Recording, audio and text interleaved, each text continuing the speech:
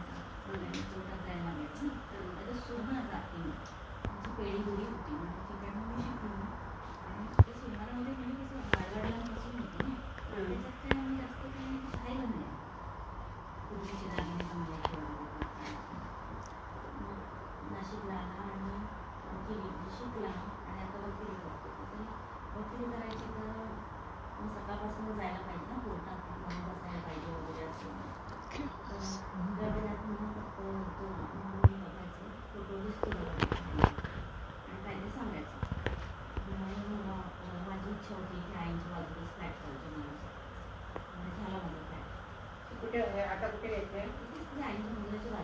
पहिले भाड्याने थोडी राहत होता. म्हणजे सोनारच्या मोठं घर त्याचं गावाला होते आणि आजोबांचं वगैरे धंदा त्यांचा चुलते नव्हते. तर गावाला राहिलं तर बाकी कोण काय कामधंदा करत नाही, चुलते हाच करायचं आणि सगळे आपले खायचे. मग तो आपल्या घरातून निघून आला इथे जपून झाल्यानंतर. तर इथे आल्यानंतर भाड्याने राहिला. मग त्याला गावाचे थोडी पैसे देतील त्याला. मला म्हणाला फ्लॅट घेतला. फ्लॅट घेतल्यानंतर मग म्हणाला त्याचं कुठे त्यांचं कोर्टाची इथे बघितलं नव्हतं ऑफिस, म्हणजे होती जातात. म्हटलं आईनं म्हटलं ऑफिस पाहिजे.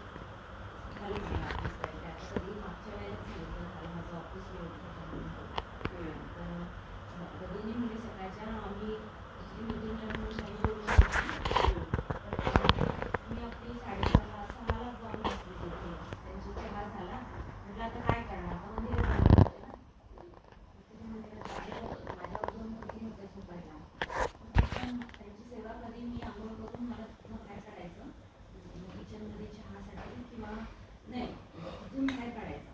मग ते त्यांची सेवा झाली. बाहेर काढल्यानंतर त्यांनी तिथे काही झाडू मारून घेतली, बाथरूम वगैरे बंद केलं, हॉलला कडी लावली आणि त्या दोघी जण गेल्या. त्या घरी जाऊन आंघोळ करायची.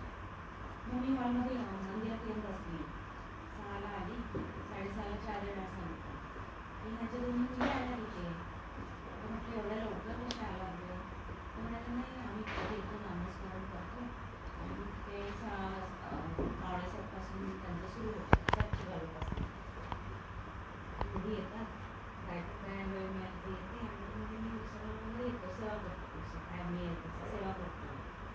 आणि तर चिंतामणीला तेच सांगायचं होतं की आईंना सांगितलं, आईना सांगे, आई म्हणून बाहेर काढलं ना. आई करतात, आई पण त्यांचं ऐकायला पाहिजे. तू आता एक नियम करून काहीतरी करायला पाहिजे. ऐकायला पाहिजे. ऐकायला पाहिजे म्हणजे सगळं बालूपासनं जर तू करतोस मग रविवार असं किती चुकणार तरी सुद्धा आई झोपून राहिलाच रविवारचा तर नाही चालणार.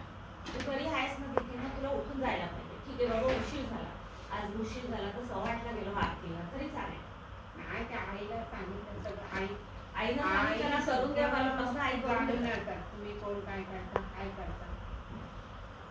आता सोने वकील का कोणत्या आईंकडे राहून झाला तो त्या हे फाडून टाकली लिवलेली. त्याची डोकं काय, डोकं तसलंच त्याचं होतं. 4 काय? अरे त्याला एक मुलगा होता. अच्छा. बायको बाळसना याला गावी गेली होती. तर त्याचे आई वडील दोघे जण घेऊन आले आणि मला गेले हा असा असतो, कोण बोलला तर माझ्या बरोबर बोलला. कोण बोलल्याशिवाय गेला तरी रडतो, माझ्यावर तू बोलला का नाही असो म्हणा, असो सारखं. त्याची मेंटल स्टेट ना चिंतामणी आता तुझं कसं डोकं फिरल्यासारखं झालंय तसं मग 24 तास ह्याच्या अंगात ते रडत असतो. चिंतामणीला कुठलीही गोष्ट आवडत नाही, कुठली गोष्ट पटत नाही. तर असं म्हणायला लागल्यासाठी की आई वडिलांनी सांगायची का तुमच्याकडे ठेवा म्हणजे तुमच्या सहवासात तो सुधरेल. आई म्हणजे ठेवते. आईनं किती त्रास दिला त्याने, पुष्कळ त्रास दिला. तर त्याने आई तिचा डबा घेऊन ये आऊस हात लावून ये डब्याला, आणि आई त्याला ते सगळं ह्याच्यात आईला तो लिहून द्यायचा. अच्छा. आई सांगते की आईला डिक्टेशन द्यायचं त्याला. मराठी काय आईला लिहिता येत नाही किंवा काही काही जास्त शिकलेले कानडी शिकले होते ना, कानडी शिकलेल्या होत्या त्या सुद्धा थोड्या. नाही पण त्या डॉक्टर होत्या, मी तर ऐकलंय कलावती आईंकडे डॉक्टर. पुस्तकं वाचून ते औषध द्यायचे. पुस्तकं विकत काय वाटत नव्हती काय नाही ती त्यांच्याकडे डिग्री होती. हे झालं गुरुदर्शन झालं, सद्गुरू भेटले त्याच्यानंतर तिला औषध सुटले सगळे यायला लागले. अच्छा. आई काय देत होती त्याला गुणी. ती हळद पिंजर घेतल्यात रांगोळी काढत होती. रांगोळी एक आला म्हणला आई माझा पोट दुखतो, तीच हळद पिंजर एका पुडीत बांधून तिला दिली. बोटाला एक म्हणाली आई माझा पात्रापासून पोट दुखतो. अच्छा. त्याच्यात तीच हळद पिंजर आई पुडी बांधून तिला दिली. ओके. आणि पण तिने खाला. आता दुसरे दिवस त्या तिघींचं बरं झालं. ओके. दिलं काय हळदी पिंजर. हळद पिंजर. हो संत झाले ना. हो. तसं हे असतं. आता चिंतामणी त्या वकिलाने नियम तेव्हा काय केला होता की सकाळ संध्याकाळ जाताना तुमच्या दारात जाऊन तुमचं दर्शन केलं. आणि जेव्हा त्यांना त्याच्यानंतर त्यांना वेळ भेटायला लागला तसं मग ते म्हणे मला रविवारीच वेळ मिळायचा, मी बालोपासनेलाच यायचं. ओके. दुसरं कुठे यायला मिळायचं नाही, कारण घरी गेले की परत यायला होत नाही, मग बालोपासनेला यायचं. अच्छा. त्याच्यानंतर त्यांचा तो फ्लॅट बीट झाला, मग नंतर त्यांना ते वगैरे यायला मिळालं. मग त्याने ती सेवा घेतली. नंतर तुला मी ऐक नाही, तुला मी काय सांगितलं बाकीचं सोड, बालोपासनं तर मध्ये का बोलते रविवार झाला की ह्याला अगं बोलू दे ना, मला झोपायला नाही मिळालं, मी झोप. मग शनिवारी तुला धाड भरली होती, तू लवकर झोपायचं होतंस ना, बाकी जागतो तो 1-1, 2-2 वाजेपर्यंत. रविवारी उठायला पाहिजे नाही सगळे का असं नाही परत काय. एकादशी सकाळच्या वेळेला तर हा मी घरात बसूनच केलं ते काय ते पुस्तक ते नव्हतं चाललं. म्हटलं हा तिथे गेला तर तो तिकडे रस्त्यावरती गेला कशी बाहेर डोंगराची, तर म्हटलं हा परत सप्ताह जाईल. असं नाही, मी गेलो असतो ग 7 वाजता, मी त्याआधी उठून रेडी झालो होतो. सप्ताह जाईल सप्त्याला, कारण याचा बरोबर हा बोलेले आणि करेल दुसरं. तेव्हाच ते मला म्हणले एकादशीला आली नाही गौरी तू, तर त्यांना काय सांगू हा मुलगा सप्त्याला नाही येणार म्हणून थांबली. 7 पासून हा काय 9 पर्यंत बसला. 7 ते 8:30 उठला असताना का तो गेला असता. पण मी 6:15 उठून तयार वगैरे झालो होतो. बालोपासून सप्ताह 9 ते 10 असतो. सकाळी 7 ते 8:30 भजन म्हटल्यावर कसं सप्ताह ठेवते 7 ते 8:30. तो बालोपासनेचा सप्ताह असतो, काय त्याचा नाही, आशीर्वादाचा नाही.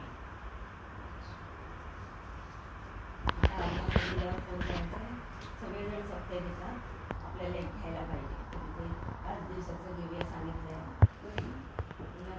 तिकडे सरस्वती शाळेच्या ते जवळ सेवेकरी पण राहते, तिथे हॉल आहे, ते बरं पडेल ना. आणि दाखवायला तर पाहिजे बाबा आम्ही पण घेतला म्हणून. सगळ्या शाखा सप्ताह घेतात. म्हटलं बाबा घेऊन एकदा मोकळे होईल. चौकशी करायची, त्याला फोन केला तर म्हणे मी त्यांना सांगितलं लेटर द्या. ठीक आहे आज जाते तुमच्याकडून लेटर पाहिजे. हां बनवायचं ते म्हटलं उद्या लागतं. ठीक आहे जाऊन नंतर घेऊ. मराठी सरस्वतीत काय मराठी सरस्वतीच्या ना जरा पुढे तिकडे त्यांचा हॉल आहे. तिकडनं त्या रेल्वे स्टेशनला जायला ना, म्हणजे रेल्वेच्या ट्रॅकवर दोघं म्हणजे प्रोफेसर झाले. कोण झालं? राजू होता काकीचा, अच्छा त्या शाळेत होते ते.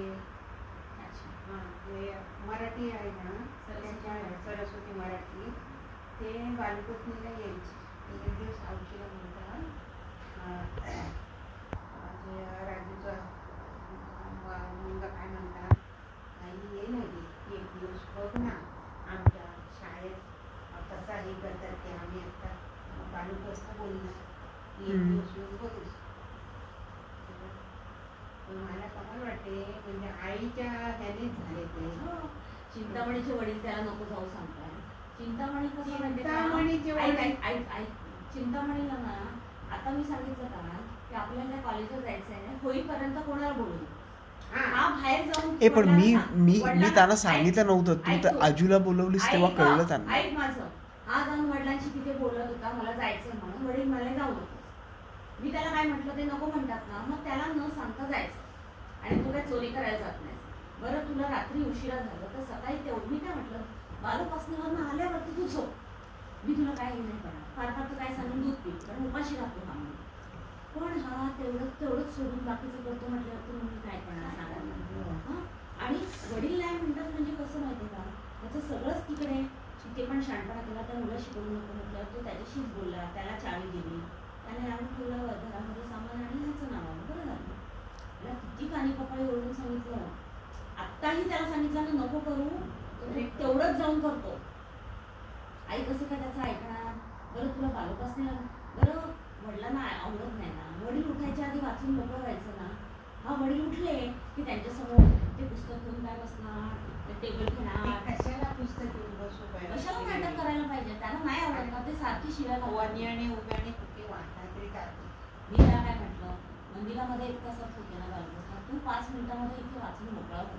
म्हटलं मी दाखवायचीच कसायला पुस्तक. हा ना, अजिबात ऐकत नाही, तर त्या वडिलांच्या समोरच पुस्तक घेऊन बसते. अरे बालोपासूनच मी पुस्तक नाही काढत ग, गुरुचरित्र आता ते वाचावं लागतं. तुला त्यांच्या समोर घेऊन बसायला पाहिजे. नको म्हटलं की चिंतामणी तेच नको म्हणतात ना, नाही, त्याचं हे सगळं नुकसान आहे ना त्याच्या मस्तीमुळे झाले.